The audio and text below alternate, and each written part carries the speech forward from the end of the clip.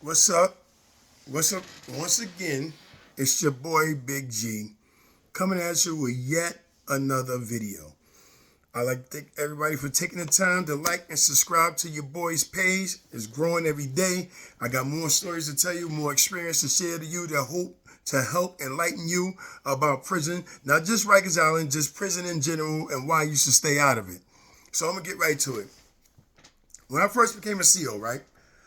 One of the things is, okay, first of all, you got to apply to be a correction officer and everything. And then I seen all the movies. I know what can happen to me. I've seen people get beat up and all kind of stuff. And especially I heard about the notorious Rikers Island jail. This goes on there, the Bloods, the Crips, the killers, and this and that, blah, blah, blah. Back in the day, they used to call the Puerto Ricans the Germans. They used to run the jail, and that's why the Bloods got formed. Listen, all this is on the internet, so you can get you preview to all this information. So, but I lived it, right? So I decided to become a correction officer because, I came out the Marines. I had to say at that time, I'm fit, 6'3", 270, diesel, you know what I'm saying? So if the job fit me, right?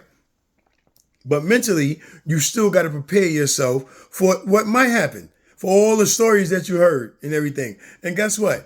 Size don't matter. You still will get punched in your mouth no matter how big you are. And I don't see that happen 100 times. I don't see the shortest, lightweight, smallest inmate run the whole dorm or run the whole area. Don't get it twisted.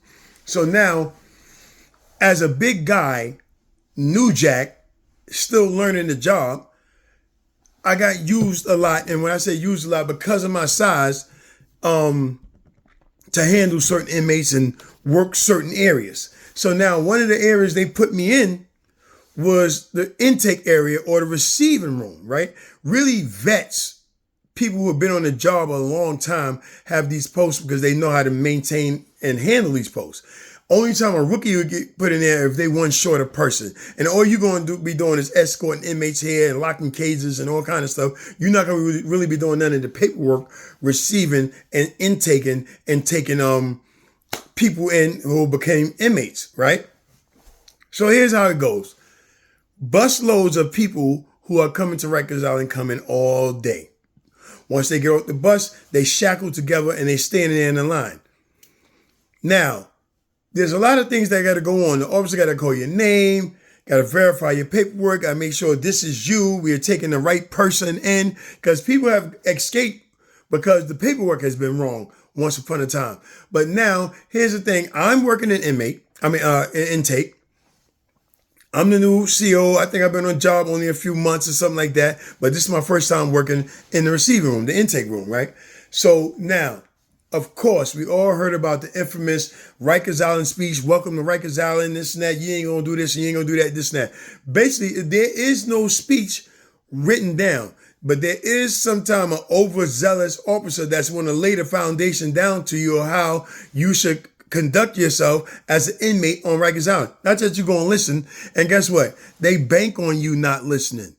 Yeah, they bank on you not listening. So here I go. The group of gentlemen or the group of individuals come off the bus. So the transportation officer is now unshackling them from each other because they handcuffed to one another. So he's unshackling them. They sitting there, they running their mouth. Well, my lawyer, my case, my lawyer, this and that, blah, blah, blah. They're talking about blah, blah, blah. Some of them know each other. Some of them just met on the bus, right? Social butterflies. You know what I'm saying? So now we need them to be quiet so we can tell them where they go and give them instruction. That was me. They gave me that task. So I walk up there, your boy, Big G. First time. I open my mouth, my voice cracked. Gentlemen, sir, could you please tone it down over there? Sir, could you please be quiet just for a moment, sir? Could you just settle down right now? So, gentlemen, so we can organize this and that. Hear me treating these guys like human beings. Treating these guys like adults to comprehend, like I'm not being disrespectful. All I'm asking you guys to do is to be quiet so I can give you the instructions, or my partner can give you instructions. So while I'm pleading with this group of guys to be quiet, a short, 100-something pound female, about $1.05, no, I'm gonna say elderly, but she had salt and pepper hair, comes up. It was a young dude talking about, because I'm gonna come back on appeal and all that. She went right up to him and said, smacked him right in his mouth. I swear to God, he just grabbed his face. He was in shock. First of all, he got smacked. Then he looked at who smacked him in front of all these people. But guess what happened?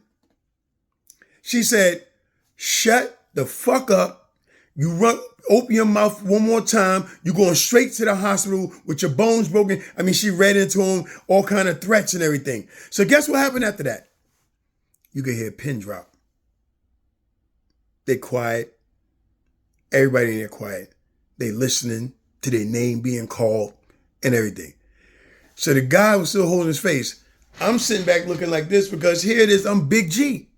They ain't respect me. Guys, could you be quiet? Could you tone it down? No. All they respect was violence. That's why they had the senior officers working in there, because they knew that when new people come to, first of all, sometimes when you get locked up, it just don't set in that you just can't do what you want to do and talk when you want to talk. Imagine just walking in a grocery store or walking down the street and somebody tell you, shut the fuck up. And you looking at them like, hey, no, I'm grown. No, you're not grown when you come into Rikers Allin to receive it. You're not. That's what they're telling you. You're not grown. We run this.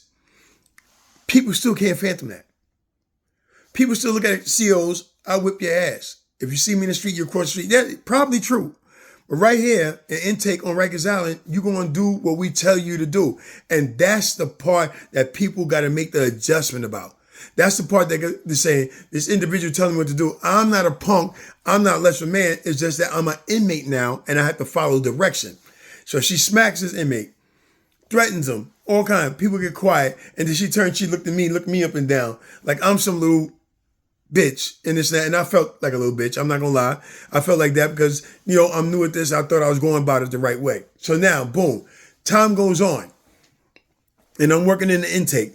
And they coming in. You got bums, they smelling, they laying down all over the place. You got moving from this cage to that cage to that cage and stuff like that. So young man get to run in his mouth. It's always one. It's always one who think they bulletproof. He gets to run in his mouth. So he gets into it with this officer. No, I ain't gonna say his name.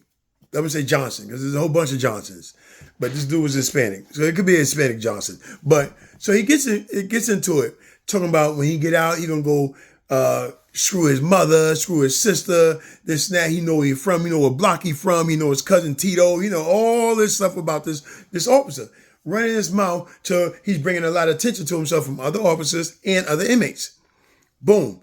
He happened to this day be going out to court, running his mouth reckless. This officer, when he got on that bus to go to court, right, he said, I'm going to get him. Now, mind you, they had two shifts in the intake. 5 o'clock in the morning to 1 o'clock, then 1 o'clock to 9 o'clock. 9 o'clock was the last bus or something. Sometime 10, 11 o'clock, the last bus coming in from the courts, right? This officer worked 5 to 1. Got off at 1 o'clock, but didn't go home.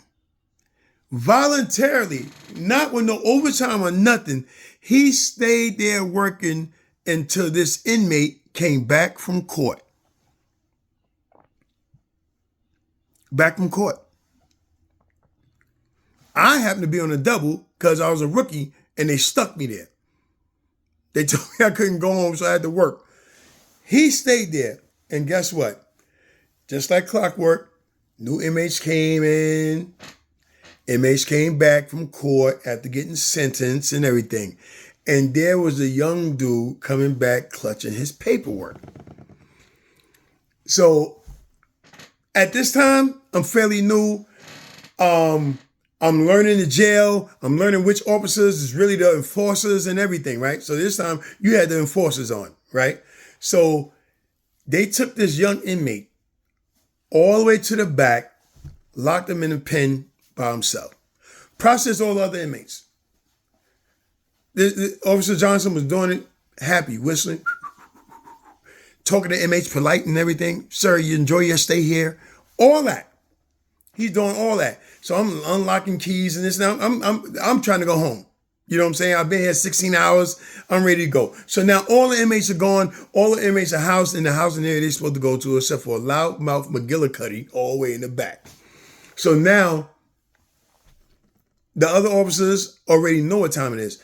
I really don't know what time it is, but I'm getting the sense that there's a reason why they held this dude last. And I already know the story. I know he was disrespectful. I'm thinking, young punk, he don't know where he at. He gonna learn his lesson, blah, blah, blah, this and that. That's all I'm thinking, right? So they said, Haywood, you called me? So I walked to the back with him, right? As he's walking to the back, he's sliding on these gloves with metal inserts in them and zipping them up. This is when I got a bad feeling. I got a bad feeling because I'm supposed to have a bad feeling because that's a young man and he shouldn't be treated that way. Now I know what's going to happen, right? So I'm supposed to have a bad feeling because something wrong is about to happen to an individual that was running his mouth. That was wrong. You know what I'm saying? But he's going to learn that you're in jail. And no matter how tough you are outside, no matter how many people asses you can kick in this and that, you're outnumbered because they know how to structure, they isolate you. Where you can't make a phone call to your boys and them, where you can't call your other people inside and riot and all this. This is the way they win. So I go back there with him, and the young boy stands up as he sees me coming there. Then from behind me, Johnson comes behind me. Now, Johnson's shorter than the young boy. And if I was a betting man, I would think the young boy would probably be able to take him if they really did 5 minutes. So he walks in there and he says, so what you going to do to my mother? What you going to do to my mother? Nobody's around. Ain't no cameras, no nothing. And I'm sitting there like, this young boy, please don't say nothing. Don't run your mouth. Now, I'm an officer, and I know I can't save this cat. I'm keeping it a buck. You can judge me if you want to. I can't save the cat because the cat totally violated him. Was talking about his mom, talking about what he going to do. He going to screw her, going to bust her ass, going to do all kind of stuff when he came out. And you can't do that. I don't care where you think you at. You can't do that to no officer and think that they're not going to take their personal advantage. They got the advantage on you. So he learned that day. So now I'm standing there and I see him turn around, face the wall. He complied. So I patting him down. This is regular stuff. Patting him down. He came from court, making sure he ain't got no weapons, making sure he ain't got nothing on him and stuff like that, right? So now he takes the handcuffs out and he handcuffs the kid to the pole. At that time, I get a tap on my shoulder. And his man said, gave me and just like a little bitch, I skedaddled out of there. So all I heard was this inmate getting his ass whipped. And I had to learn that day, right? It's a choose a side. Whose side you on? And your own morals, your own ways that you brought up, this and that. As my 10 years as an officer, I've heard officers argue with one another about you shouldn't have done that. That's not right. Don't do that in front of me and don't involve me in that bullshit because I'm not with that. And that was me. Now, I'm not going to say it, the full disclaimer. Did I ever put hands and feet on an inmate? Yes, because you're going to be running to them situations where some inmates just want their ass whipped. Some inmates just want to challenge you, get their shit off, get their ass, we go to clinic, whatever the case may be. So you're going to run in situations where you got to physically defend yourself or physically restrain somebody. I wasn't with just beating the inmates behind just to be beating the inmates behind. Because technically speaking, as a hustler, everybody know when you bring heat to the block, you can't make no money. Especially when I started making money and started bringing drugs and all kind of weed and stuff like that in Rikers Allin. I wanted my joint to go smooth, so I didn't want nobody coming, no heightened alert to my area because it's always fighting and cussing, cutting and all that. Yeah, I'm just going to, listen, I'm going to tell you just the way it was. I didn't want no guns, no weapons, no nothing, no cuttings going on in my area because you bring the heat, I can't make no money. Just like on the street. Now, in this instance, yeah, I put hands and feet on inmates when when situations determined that that's the course of action that had to be taken. But handcuffing somebody to a pole, I didn't have to do that. And I'm not a tough guy. I didn't have to do that, but I'm just letting you know this happens. And this is the advantage they have on you when you come to jail, not just Rikers Allin. You understand what I'm saying? So they beat this boy's ass, and he didn't go to no housing area. He went to the clinic. You know, I don't know to the full extent of his injuries because they were still in there doing whatever, talking to him and that. When I got off, I walked and I got out of there and I went home. But my thing is, that was my experience in intake. When you first come in there, they want you to shut the fuck up.